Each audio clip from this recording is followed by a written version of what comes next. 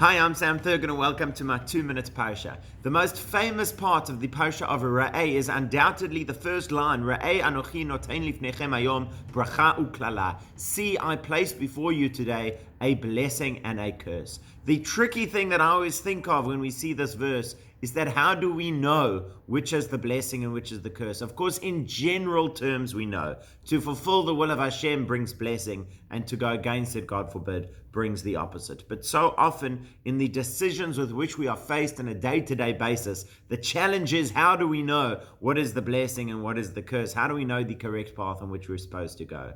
The Gerer Rebbe, Rabbi Yehuda Leib Alta, the Sfat Emet, says that is part of what we mean in the bracha that we say in the morning, that you have given us the ability to tell the difference between a day and night. Not only literally day and night, but also between the day of blessing and the night of curse. We do have an innate sense, he says, of what is going to bring blessing.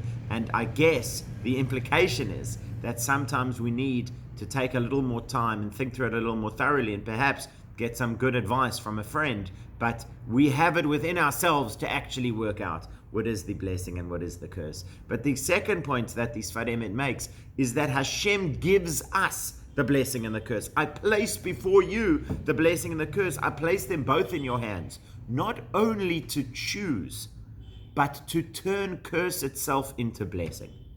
And what he says is that when, God forbid, unpleasant, horrible, even tragic things happen to us, we have the ability to take that curse and to turn it into a blessing.